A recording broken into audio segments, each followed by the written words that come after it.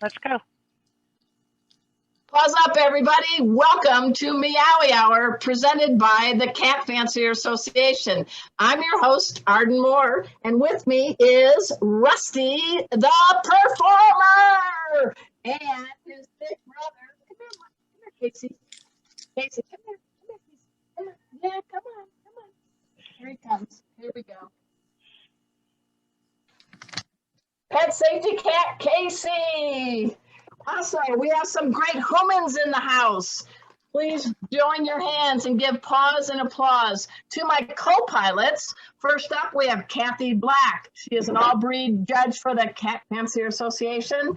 And we have Teresa Kiger, also an all-breed cat judge from CFA and the editor of Catnip. And I got a great gal in the house today. You're going to love her. She has many, many talents.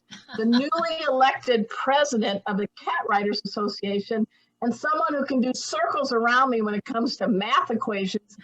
She was a math professor. The one and only Paula Gregg. Welcome to Meowy Hour, Paula. Thank you. I'm trying to keep truffle and brulee so everybody can at least see them live.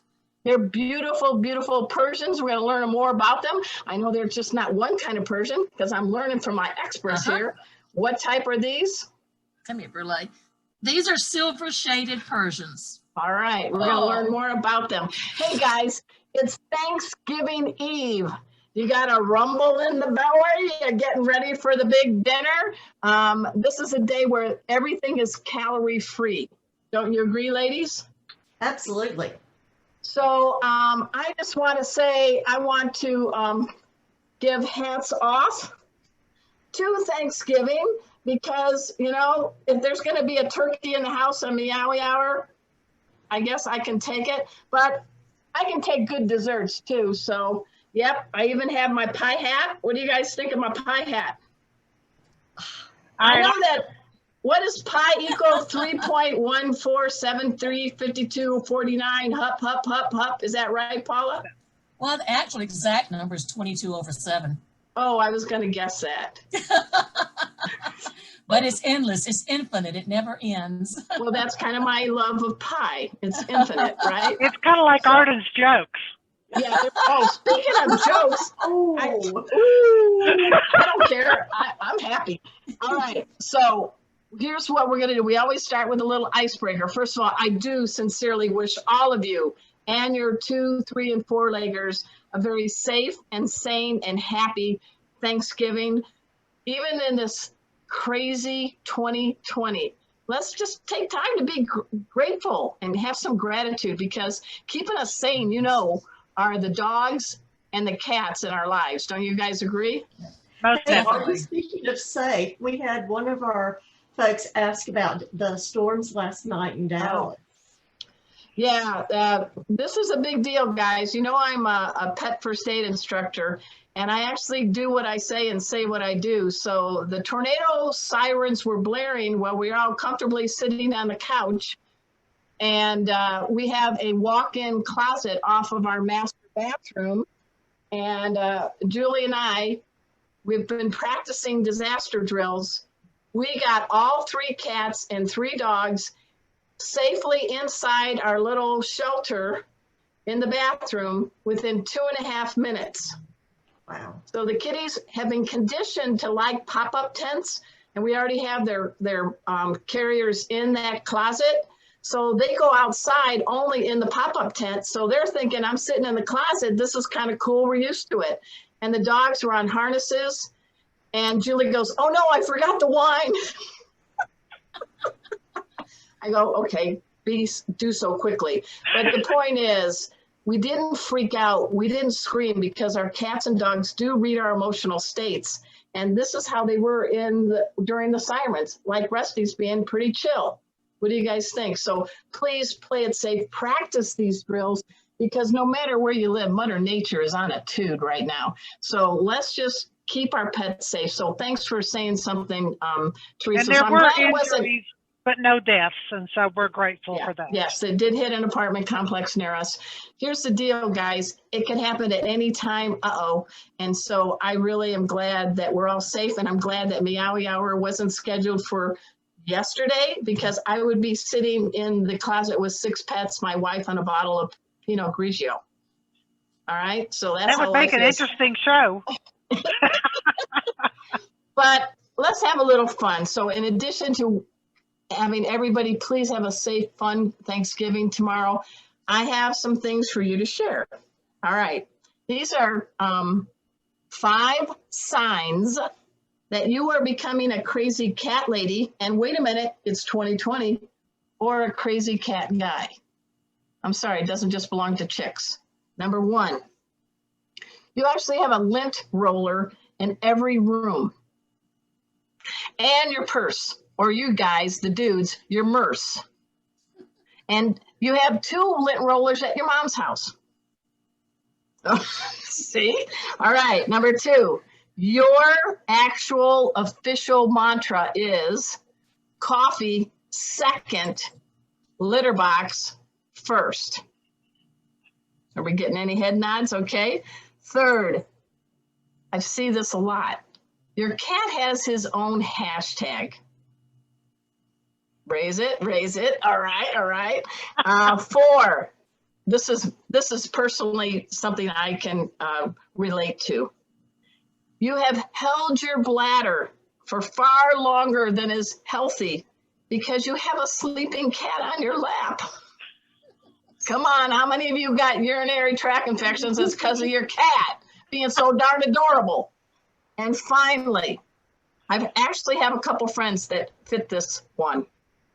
You now brush your teeth in the kitchen sink because your cat has decided that the bathroom sink is her new favorite cuddle spot.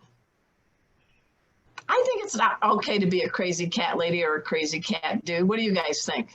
I regularly, every night, I get the, honey, could you get, because my husband has his adoring girlfriend. Oh, And she has these big green eyes. are we talking Phoebe? No, we're talking Phoebe's mom, Minerva. Okay, all right. So you guys know what I'm talking about. I saw that our special guest, Paula Gregg, had her hand raised up a lot. I think if you're going to be a crazy cat lady, this is a good time to be it, don't you think? Arden, I'm a cool cat lady. There I'm not you a crazy go. That's cat the way lady. to be. Yeah, I like that. You've been very quiet on this listing, Kathy. Did any of those fit yours? Oh, yeah, I was just remembering I had a Somali that I let drink the dripping water out of the sink. And she would see me anywhere near the sink and she'd come flying through the air to make me turn the water on for her. So there was often times that the sink was just completely unavailable because there was a cat there drinking the water. So that was something I learned not to do anymore with another cat because it was a really bad habit that I created. You are so lucky that smart Somali never learned to turn it off for herself. Oh, yeah. No, she didn't. That's true. No, she couldn't turn it on and off by herself, thankfully, because that would have been a high water bill. Hey, folks, on today's Meowy Hour, we did the giggles in the right now, but I do want to let you know today is the day before Thanksgiving, and we're going to talk a lot with Paula Gregg in a minute. She knows a lot about cats. She has a blog I want you all to dash over to after the show. It's called Sweet Perfections. And she has a beautiful Persians named Brulee and Truffle. And she is the newly elected president of the Cat Writers Association, for which I've been a member of for, believe it or not, 21 years. Wow. They haven't kicked me out yet. That's pretty cool. But before we start, we have a prize to give away from last week's trivia question. And sometimes I make them pretty challenging and sometimes kind of keep them easy.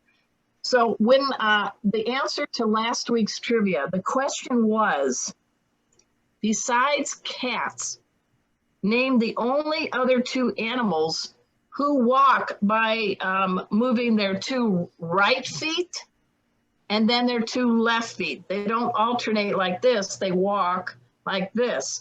And the answer was camels and giraffes. So Kathy, who won an autographed copy of my cat behavior answer book? Well, congratulations, Tim Murphy and Andrea Dorn. And Andrea, right. I've not been able to reach out to you yet. You haven't responded to my messenger, so please send me your mailing address so you can get your autographed copy of Arden's book. Congratulations, Tim Murphy and Andrea Dorn. Now here's the deal. I'm going to ask the trivia question for this week's show. If you know the answer, Paula, you got to play like your poker in Vegas. You cannot give the answer away because this prizes are up for grabs. Okay, so I don't want to see a woo or a body language. Okay. I'm hiding behind Truffle. Truffle, make sure. Truffle, this is your job. So here comes the question. The question is, which of the following terms does not describe a group of cats? A clouder, B, clutter, C, pack, D, pounce. So which one does not describe a group of cats? Clouder, clutter, pack, or pounce? Did I do it without showing any favoritism to any of those four? I'm trying. I know one of them for sure does describe. Yeah, but cats. which one doesn't belong? I know. Yeah, that's a good question. All right. So here we got to do a shout out to Mary Tan of Whisker Media. She was on our show about a month ago. She's incredibly talented. She helps a lot of people get out the message about cats and dogs. And she worked with Daryl Michelson, the owner of Furniture in St. Paul, Minnesota. And the lucky winner who answers that trivia question I just gave you is going to get your paws on a desktopper. Now, my big cat Casey somehow manages to circle, and this is right here in Ardston in my backyard office. This is his favorite place to nest. And I'm assuming that Truffle and Brule are big fans of the Furniture desktopper too, right, Paula? They are. So it's a really cool, he's very talented, and we thank him and we thank Mary for giving this as our giveaway for the answer. What do you think of this, you two, Teresa and Kathy? I love it. I wish my desk was clean enough to have one on top of it. All right, let's get started. If you were into dogs, I already had your names, Paula Gregg, PhD, pretty happy dog, but you have a doctorate degree. Is that in mathematics or education? It's in mathematics education. Does your head hurt, everybody? How's your head hurt? I, in school, loved chemistry. And I always got the hardest question right, but all the little equations leading up to it, my teacher never could understand how I could get the hardest, but not the easiest.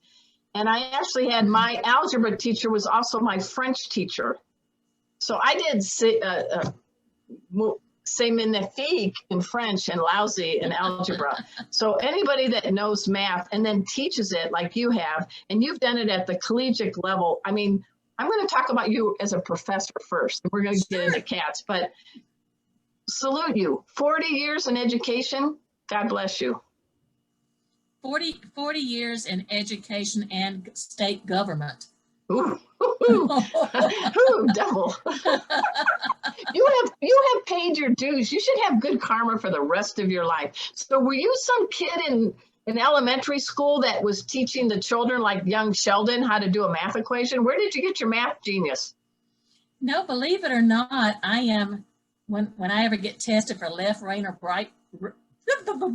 left brain or right brain, I'm right in the middle, because as you heard me sing at CWA last year, I was going, well, first I was going to be a veterinarian when I was growing up. Okay. But I was in high school in the early 70s, and there were very few vet schools close. I think they only took about 4 people from South Carolina into Georgia at the time. And then I was going to be a musician. I was going to be a music teacher because I played the piano and sang. And then I ended up changing my mind there. That's a long story. But then I went to elementary education for a year. Mm-hmm. And then when we moved back to Columbia, South Carolina, I went to go interview for a elementary teacher job, and the principal called me the next day and said our elementary teacher job was filled, but we have a middle school math position. Would you be interested? I said, sure. I always liked math. So for that first year, I was staying a day ahead of the students and trying to teach it. Hey, that's all right. That's all right. But is there anything you can say to little girls out there? Because you're a great example of someone who loves math and you know, you're a chick. So what is it about math? What can you do to inspire young women to get into the fields of mathematics? First, to tell them is one way to make a lot of money if you really get into it. Okay. Second, don't let males intimidate you. Don't let people say you can't do it. You know, parents especially. Parents, don't just pull out. One of the things I learned teaching college mathematics to future teachers, and I used to watch my students in the classroom, because these were future teachers teaching math, and I would pull out some pattern blocks. And one of the first things you do is let them explore. Because in the classroom, if you just get them out and start straight into a lesson, what's going to happen is they're going to play and explore with those blocks anyway. Right. So you give them 5 minutes to explore. And I would watch the girls in the classroom would take these pattern blocks and build a 2-dimensional pattern on the desk. Okay. The guys in the classroom were building up. They were doing 3-dimensional objects.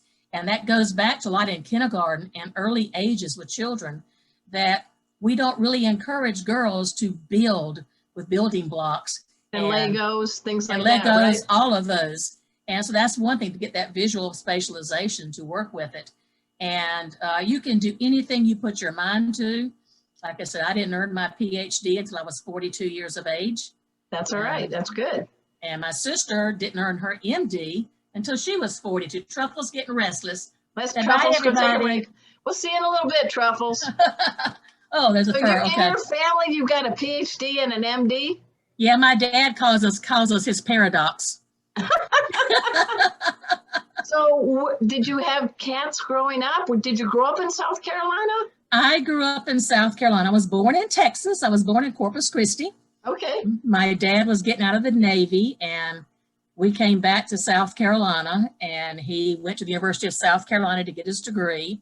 Mm-hmm. And basically we've been in South Carolina since then, and I will be officially a senior citizen in February, because I turned 65. All right, and happy so birthday. Thank you. I've been in South Carolina that long. And so you must have, hey, let me show you my math. Okay. I bet you were born in 56. Yes, ma'am. Am I impressing anybody? Yes, you are. Well, I have to lie. You did mental math, and that is extremely important. Mental math is the key to understanding mathematics. Well, years ago, I was a sports writer, and I always had to do in my head the punts and the returns and statistics. I love business math, but I never could get a hang of algebra or calculus. I like geometry. It was too theoretical to me.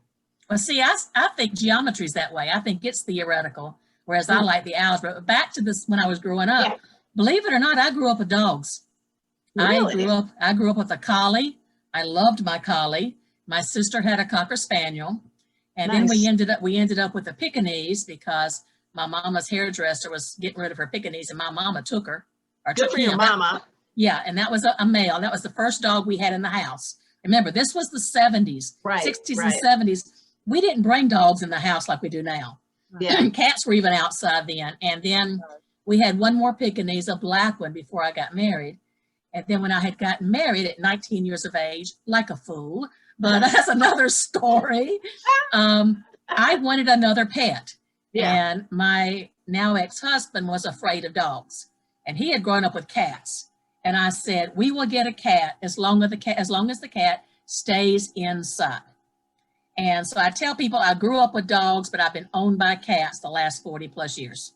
I like it. Now, a little bit about the Cat Writers Association. I met you a few years, I don't know, maybe 4 or 5 years ago, and you were rising up the ranks of the Cat Writers Association. It has been around for almost 30 years. I think it's on its 27th year. But tell us a little bit about cat writers. And here's your chance to encourage people, because I got to tell you guys, to join Cat Writers, the dues are like dirt cheap. $30 a year. and you got a chance to show off your works in an annual contest that usually has thousands of dollars in prizes up for grabs. So can you tell people a little bit about cat writers and how maybe some of our viewers can get involved? Sure. I would love to get more people involved. One thing about cat writers, of course, you said it started about 27 years ago. I have only been in cat writers, believe it or not, this is only my 6th year. Okay. And so I moved up pretty quickly here. But the cat writers started out when there were print journals, when we had printed newspapers. And newspapers, when you had to, yeah, newspapers, what are they? and when you had to publish books through a traditional publisher and go through all of that. Well, communication has changed. And one of the things cat writers have been trying to do the last few years is to bring the understanding of communication into the 21st century. Communication, as we're doing right now, we're doing multimedia by doing webinars. Like I said, I love Zoom because I'm an extrovert who's been stuck at home and I love to see people. But also, you've got people, a picture or an illustration or a graphic art can reach out to more people about a cat. I mean, look at Teresa's picture down there. You know, just that photo of that cat, look at the green eyes. Well, it's like when we had Larry Johnson on, the CFA photographer. I may be able to write with words, but I can't capture that. I keep telling Larry whenever he comes through South Carolina to just stop on by Lexington and take professional photos of my girls. Nice. But we're also trying to incorporate more with, I think it's just been the last few years, we've started really recognizing about bloggers and people who write and present things in social media, because we've got more and more people who are on the internet doing this. Yeah, so, you've got a lot of social influencer and Instagram and Facebook and Twitter. And there is an art to communicating on those social platforms. Don't you agree? I totally agree. And one of the things, a goal of mine, after we get through a few of the necessity things of CWA with getting the conference on the ground and all these kind of things, is one of my goals is to do very similar to what you're doing, is I want to have our members to do education and informational webinars where we actually get a chance of our people like you, who your expertise, you know, you've got behavior and training, but you're also health and first aid. And we want to give our members a chance to really bad jokes too. Well, that's fine. I love it.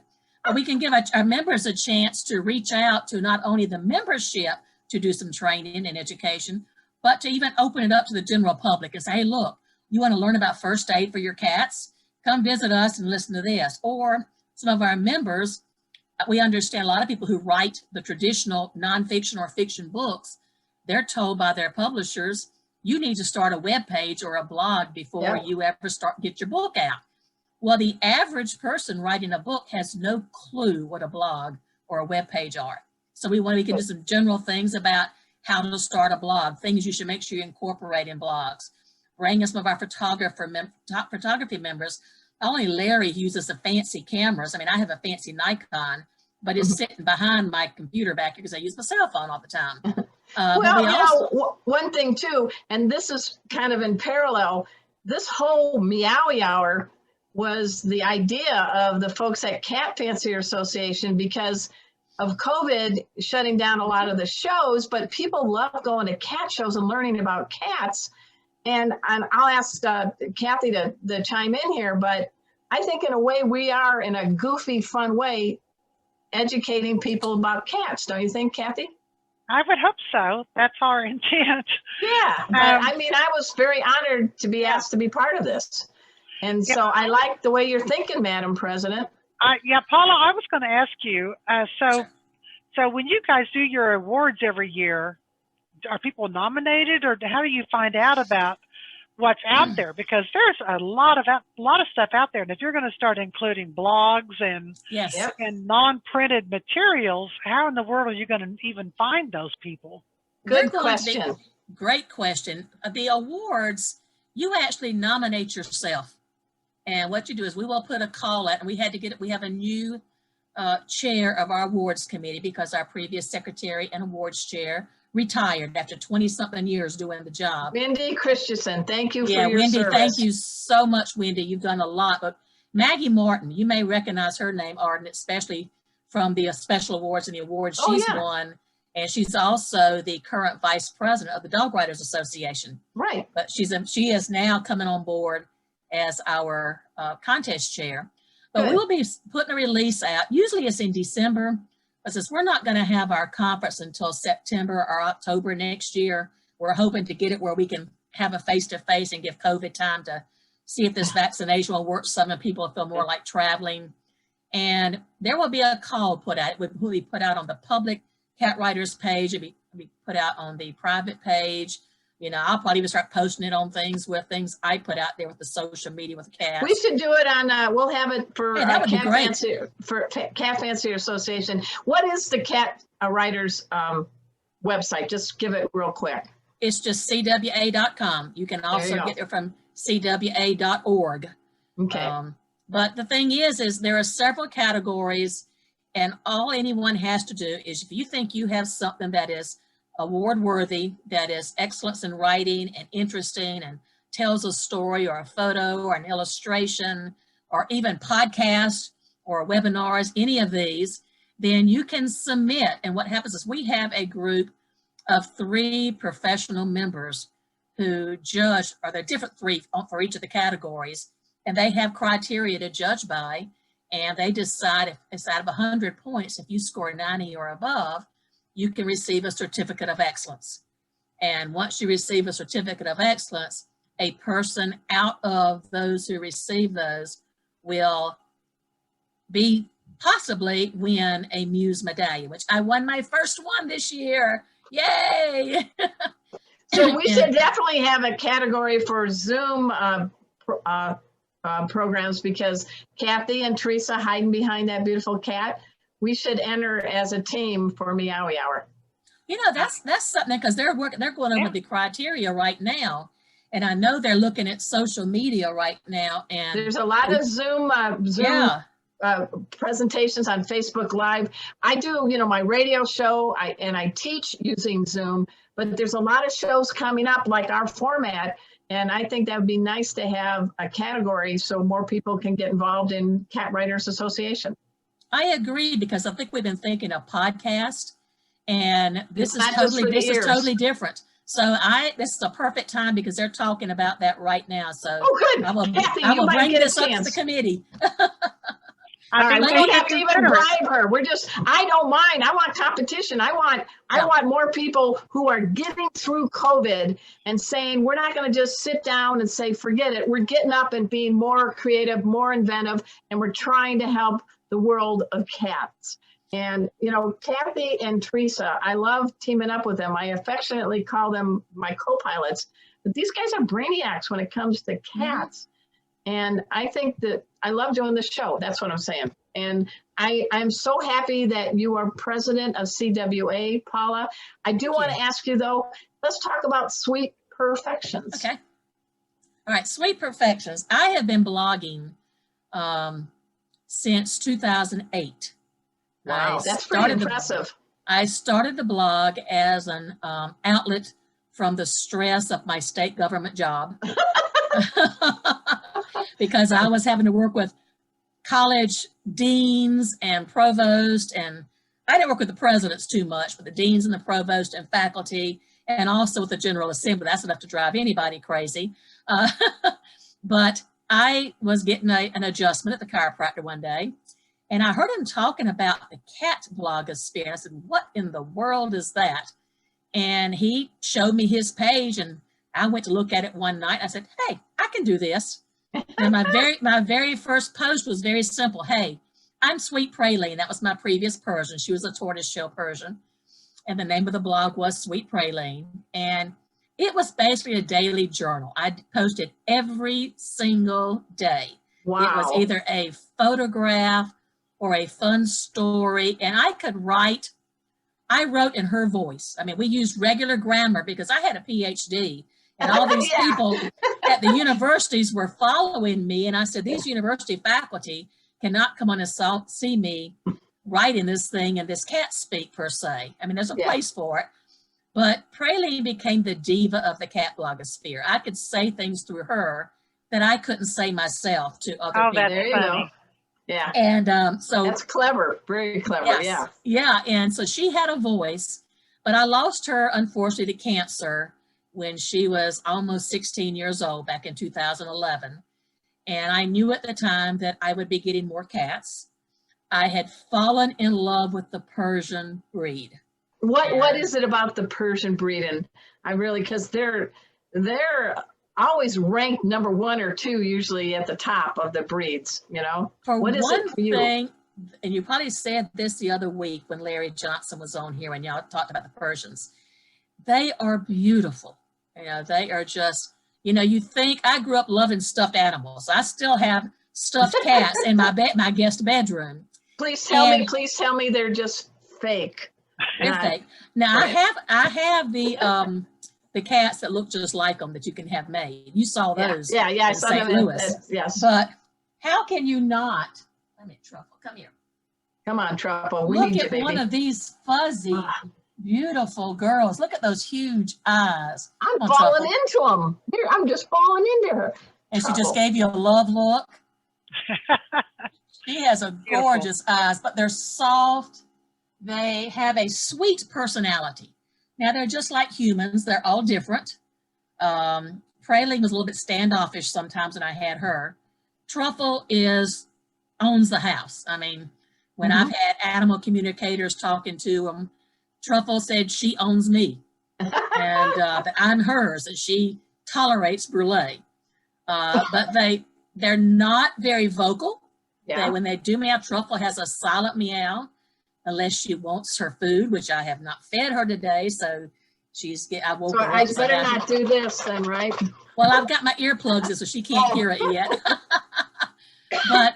And their face, when you look into their faces, that sweet, I've heard it, what pansy-like is a word that's been used in the past from CFA. And I'll be honest, I like the doll face. I really don't like the extreme face now. It's up people's preferences. You know, I prefer the doll face. For one, I don't have as many health issues with them, but I don't have any health issues in anyway. Yeah. Because I did get them from a reputable breeder, which is extremely important. Yes. And matter of fact, she only lived 2.5 hours away from me. So the summer that I got them, I was able to, when I'd go to visit the universities on the coast, I would go visit the cattery because all their cats lived in the house.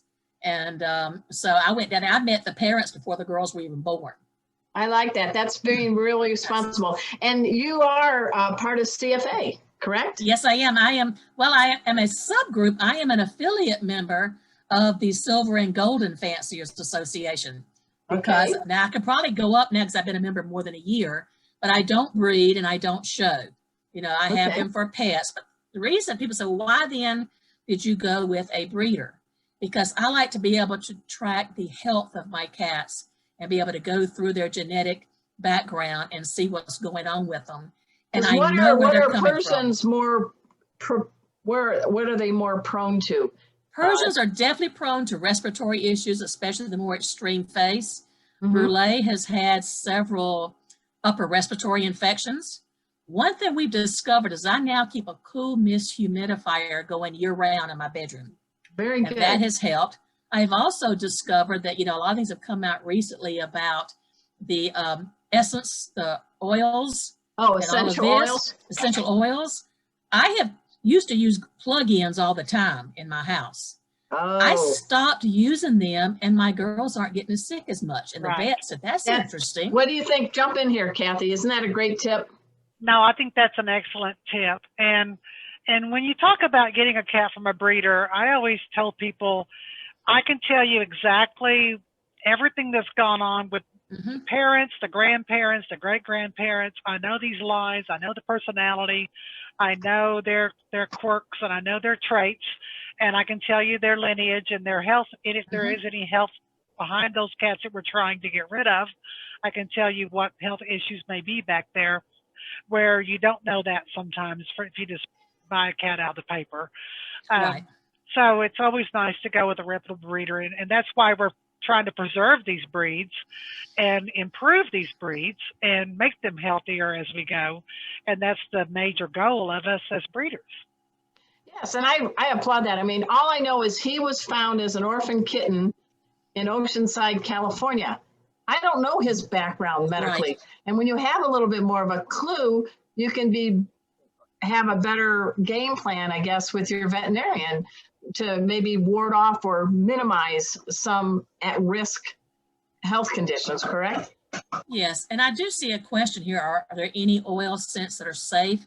There are, but I'm going to be, and there's a list you can go to find them, but to be honest with you, I'd rather be safe than sorry, and I just don't use them. You know, I'd rather. No, I don't use them either. I'm laughing because my cats are dropping everything in front of me right now. But okay. I've noticed the difference in the health of especially brulee, so I don't use it. But you ask about Sweet Perfection. So when I knew I was getting, this time I decided to get 2 kittens because I was on the road so much and traveling and, you know, because all over the state, all over the country, that's how I met a lot of the cat people behind the blogs when I was the last 10, 15 years. And even the vet told me when we had to put Praline down, she says, Paula, I said, I'm going to get another kitten. I said, it will be probably within 6 months, but I'm looking now. I've got to give myself time to grieve. And she said, well, Paula, you'd probably do good with 2. She said, because you are so passionate with your cats and you get so emotionally involved with them. But you're also smartly involved with them too. Yes. You're a very good caretaker. I try my best. They're treated 100% better than I treat myself. But so I decided that, you know, I had one blog named after a cat.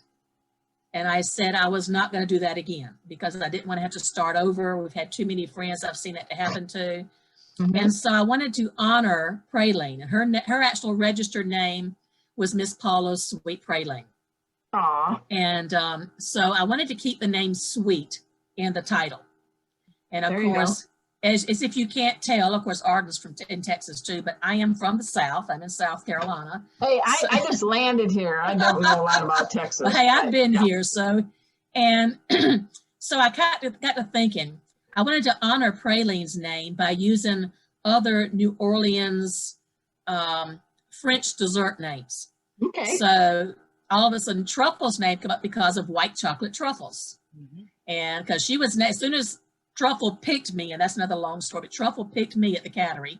She walked right up to me and literally climbed into my arms and fell asleep. And when the other people came to see the cats, Truffle went off to the side near the cage and didn't have anything to do with them. The breeder said she knew who her mama was. And so I like Truffle. Truffle's got it going on. Truffle's got a personality. She's got a little personality. And then I was supposed to get Truffle's litter mate. This was the queen's first litter. Mm-hmm. She had 2 kittens in her first litter, a male and a female. And I ended up deciding to get both of them. So that would be bonded, etc. And his name was Beignet, which was a perfect little name for a silver. I'm hungry now. I want to go back to New Orleans. Oh, I know. And I love those beignets. But unfortunately, Beignet, a week after he got his first vaccination, developed a sarcoma. And it was a fast growing sarcoma. That's amazing, that young. It was, we actually, the breeder, my breeder is actually a vet tech too. So when she told me, when she went to go get that removed, she thought it was a cyst or something, an abscess when the kittens had played too rough. Mm-hmm. And it was just growing quickly. So she went to take it in and the vet was removing it and she wasn't going to worry about it. And my breeder said, I want this sent off to be tested. Yeah. And the vet said, it's nothing. And she says, I want it tested. Well, it came back as, at that time they were calling it VAS. I think they're calling them FIS now, feline injection site sarcoma. And so it came back as sarcoma.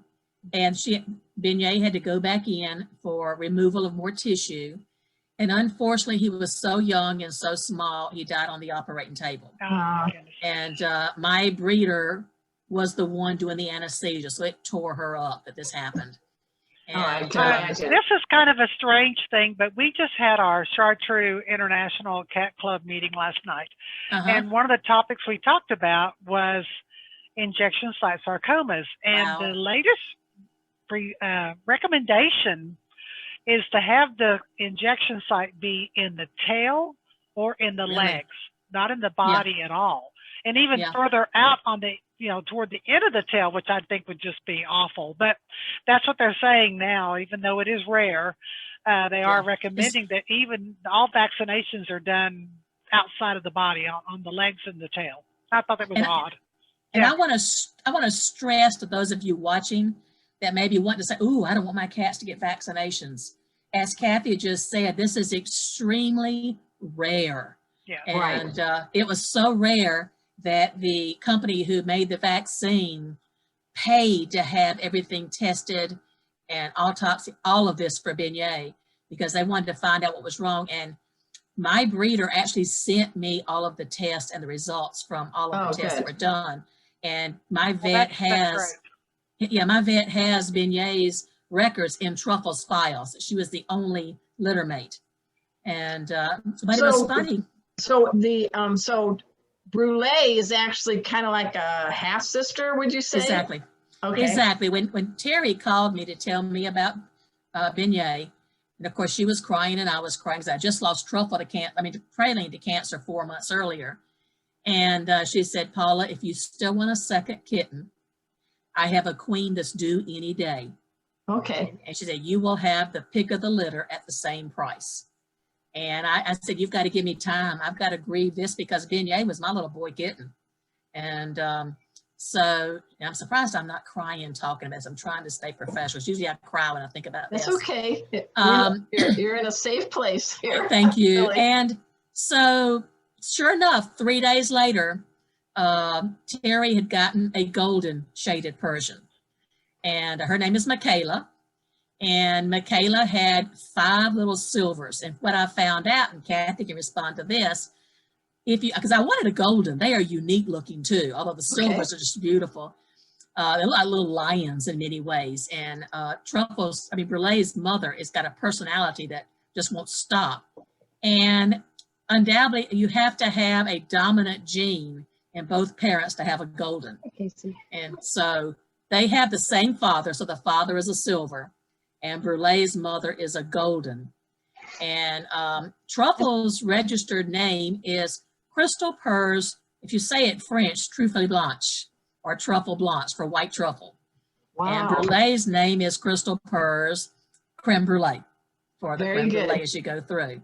And so when I started the blog, I kept saying, okay, it's confections for the sweets, but Persians are perfect to me. And that's where sweet perfections came from. And for a long time, I will say, because I've been blogging now 9.5 years. This summer will be 10 years. With Truffle and Brulee with Sweet Perfections. And it was still a daily journal.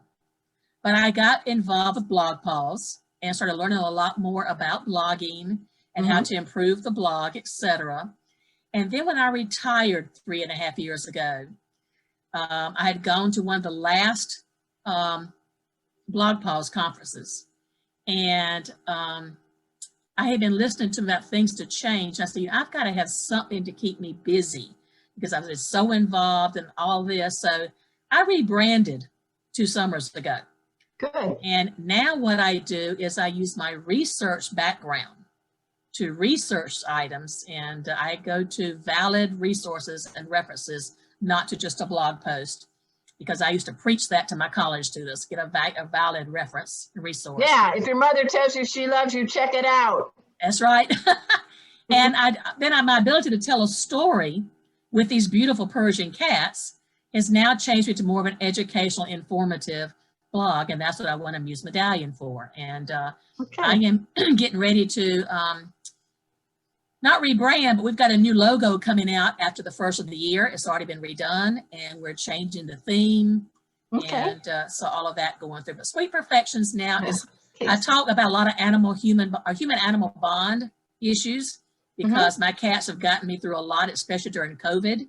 Yep. And, but also I want to share information, and it's called, the tagline is Living and Learning with Persian Cats. And so I try to focus on Persians, but a lot of what I write is also applicable to any cat as we're going through. All right. Well, I've learned a lot. I'm going to ask you something. I would love Sure. to have you back because I know I'm going to keep learning from the good professor and the Persian expert. But we're going to right now shift gears. If we could just hang tight. Everybody, this is Paula Gregg. She's the newly elected president of the Cat Writers Association. Please go and check out the blog Sweet Perfections. But right now, it's my honor to introduce Kathy Black, the All-Breed Cat Fancier Association judge, and she's going to talk about the little itty bitty Singapura. Take it away, Kathy. Okay, yes, I was very excited to talk about this little breed. I'm trying to get my screen. The Singapura. Now, it's named after the country of Singapore, and there's in the breed standard it actually says it originated from there, but that's quite controversial. I don't think it really originated there, but they have embraced this little cat as their cat. So one of the first things that you notice when you look at the Singapura is, number one, they only come in one color. This is called Sepia agouti. It is a ticked breed of cat, similar to the Abyssinian. But the first thing you notice when you look at it is these big eyes and big ears. And there's actually a lot of points on this cat because of its large eyes and large ears. In fact, there's 35 points alone on the head. And so that's something that the breeders really want to focus on. It is the Malaysian word for Singapore. So Singapura, they say it came from the streets of Singapore. Like I said, that's kind of controversial, but it does have this ticked coat. Now, it's a small breed of cat, so it's a little smaller than your average breed. We used to call it our smallest breed of cat before we had the toy bobs come along. They are very muscular, though, and so they're not delicate. They're a very nicely well-built cat. And I want to point out they can have these markings on the inside of their legs. The Abyssinians, this is a penalty or a disqualification if you have these markings on the inside of the legs. But the Singapura are allowed to have them on both the front and the back legs. They have these beautiful large eyes with the little roundness through the head. The standard says it should be round side to side and front to back. And they can have hazel eyes, green eyes, or yellow eyes, but they just cannot have blue eyes. They have this warm muslin undercoat color with that sepia agouti ticking. As I said, they only come in one color, and every one of them is a little bit unique. It's almost like a fingerprint. They'll all have different amounts of markings on the inside of their legs, and of course those beautiful large green eyes that are very expressive. Here's a couple more cat pictures of them. You can really see the ticking on this picture on the right. You can see the difference in the color coming through, because ticking means there's different bands of color running down the hair shaft with the darkest on the tip. So you can really see that in this picture. And you can see the variety of the eye colors that you can get also with these cats. I thought this little picture of the babies was so cute. But these cats are just really special. They also are called Kusinta, which is a combination of the word cat and love. So that's another name. They're very friendly. These cats love a challenge. In fact, I was saying that how Singapore had adopted these cats in 2004. They had a special Singapura Day to celebrate these cats. And even when you walk around, a lot of times you'll see little statues of cats in Singapore, and those are featuring the Singapura breed as their national cat. So that's just a little breed that you don't see or hear about every day. I asked for some statistics, and they actually are number 45 out of 46 breeds. So not very many of them are being bred here in America. But when you look at the statistics coming out of Japan, they are number 10 on the breed list as in popularity, or the number of cats being produced there in Japan. But they're 45 out of 46 here in United States. So they're pretty rare. There are some breeders around. So you might see one at a show when we start having shows again. But I just wanted people to know about this cute little breed that's very unique, and nothing else looks like that. Small but strong. Strong, That's but right. small but strong. I like that. Kind of like me. Okay. But I don't have the looks of a Singapore. Did you want to add anything, Teresa? Now, it's a breed that I love. And when you see a really nice Singapore, it's just this, their eyes just are mirrors into their souls. They're a wonderful, wonderful breed. I hate, I almost didn't bring this up, but I'm going to mention it now. Some of them have a really warm brown line that runs down the back of their legs. Dorsal spine line, yeah. And down the back of the legs. Yeah. Oh, down the back. Oh, I'm yeah. sorry. And I just think that is sexy. I mean, I don't know why, but I love it when I see it on a Singapore, because they just have these really warm, orangey, almost brown lines that come down the back of their legs. You don't always see it on a Singapore, but when I do, I always like it. But they're a very unique little cat, and they're a lot of fun too. They're well, very fun. Great presentation, Kathy. Thank you very much. At this time, and we need to educate the new president of Cat Writers Association. Can you talk a little bit about the CCW? Oh, you bet. CCW is our program for the random bred cats, not the pedigreed like what you have. And it stands for Companion Cat World. And when you register your cat and upload your cat's picture, you get a membership card like Arden was just showing you. I'm trying Casey to find, and Rusty, proud card-carrying CCW I'm trying to members. I have a cat named Lola who's a member of CCW. There's her card. Hi, Lola.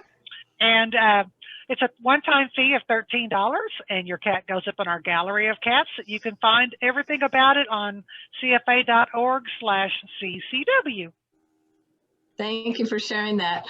We're going to have a great cocktail in a second and talk about what's going on for next week. But at this time, you want to hit that picture. I'm going to switch hats. I'm going to be America's pet health and safety coach right now. Okay. So switch it over. We have one last cat first aid class for 2020. It will be, guys, December 13th from 11 to 2 Central Time via Zoom, live and interactive. And my two buddies here, Rusty and Casey, are my co-teachers. And I'm laughing because we have a professor in the house, and Paula Gregg, and I have been now, note to self, don't make a cocktail with any kind of cream in it, because they have been tripping over each other. I have been spending time behind the camera cleaning up spilt milk. So don't cry. Don't cry over spilt milk. But I got to tell you, it's such an honor to have not one but two cats that will help me help you teach and learn pet first aid. What do you think of that, Paula? I think it's great. I think it's great. Yeah, they're just, Rusty is learning. Rusty is a kitten in training, and Casey's been teaching classes for 6 years and literally has been to 13 states. And so I'm very honored by that. So it's almost Thanksgiving. You guys getting excited? For tonight's cocktail, as you know, I am a licensed bartender. We are creating, it's called the Purring Pumpkin Spice Drink. And if we can have, pop that up on the screen, special kudos to the talented Teresa Kiger. Look at this design now. You have a good eye, Paula. What do you think of this design that she creates each and every week? Different styles. What do you think? I think it's great. I need to get her more involved in graphics for CWA. There you go. You just got a new job, Teresa. She's too busy doing stuff for CFA. Yeah. Hey, she's a member of CWA too. That's right. She's an award-winning member. Yeah, that's right. True. That's true. Well, here's for her graphics. For her graphics too. An editor of Cat Talk. So guys, here's the deal. As any good bartender would tell you, don't freak out if you don't have the ingredients. Use a good substitute. So I was scouring all the supermarket aisles and was not able to find one of my ingredients, which is a pumpkin spice creamer, which I would think would be great right now. So they've cleared the shelves. So I'm offering you And this recipe is posted on the Facebook CFA page, so grab it. But I'm going to show you what happens when you don't have pumpkin spice creamer, coffee creamer, and you don't panic. So here's how you make the Purring pumpkin spice drink. So you take your cocktail shaker, which you've already added ice in, and this is one of my favorite yummy liqueurs. We're talking Bailey's, baby. And you put in 2 ounces. So I got one here. I didn't put my posse pour this time, Kathy. I'm switching. I know. You're having a measure. She likes generous pours. So you have 2 ounces of Bailey's. Then you add 2 ounces of vodka. Yeah, someone's been hitting the vodka bottle. I think it was Julie. Okay. She's not here to defend herself. 2 ounces of vodka. You're getting there. Now, at this point, you can then add 2 ounces of pumpkin spice coffee creamer. If you can't find any, don't panic. Do what I did. Just take regular coffee creamers, like I have to put them in the drawer because of the cats. Moo Moo. So I got 2 ounces of that in here. Then we give it a good shake. And the key to shaking is make it so the glass gets frosted. The glass does what? Frosted. The glass frosted. shaker has to be frosted. Then I've already taken a little paper plate and I've crumbled some graham crackers and I wet the rim of the martini glass. So we have a graham cracker rim. Does that sound yummy already? It already sounds yummy. I've got pumpkin pie on the brain. All right. So then you pour your nice drink in here, but we're not done because since I didn't have the pumpkin spice coffee creamer, I substituted with Moo Moo creamer and I found pumpkin spice whipped cream. Ooh. Now I am afraid the cats are going to come running, but here we go. There they come. And we put a little pumpkin spice for a flavor, a little sprinkle on it. And then you take some nice graham crackers and you add it to your mix. And as Casey and I say at this time, let's please raise a glass. It could be this drink, it could be water, it could be tea, whatever you have. And at this time, let's toast to all cats everywhere. Tomorrow's Thanksgiving. Go around the room. Tell me, Kathy, what are you thankful for with your cats? I'm thankful everybody's healthy, happy. Everybody's been trying to readjust to the dog coming into the house. So things are finally starting to be a nice, happy home. So I'm very thankful for that. All right. And Teresa, what are you thankful for this Thanksgiving with your cats? Oh, with my cats. You know, I enjoyed being home so much while I had that litter of kittens this summer, and it was just a pleasure to have them. They're all gone now, but that was fun. Good. And Paula Gregg, what are you thankful this Thanksgiving for your kitties? Well, you know, I love them as kittens, but they are both 9 years old now, so they're getting cooked. They're considered seniors. Mm-hmm. And so they are calming down and becoming more lovable lately. And so I am thankful to have them close to me. I was extremely sick this March. Even though the COVID test was negative, the doctors think I still had it. Oh. And they stayed right next to me. So I am thankful for their healing and comforting purrs and closeness.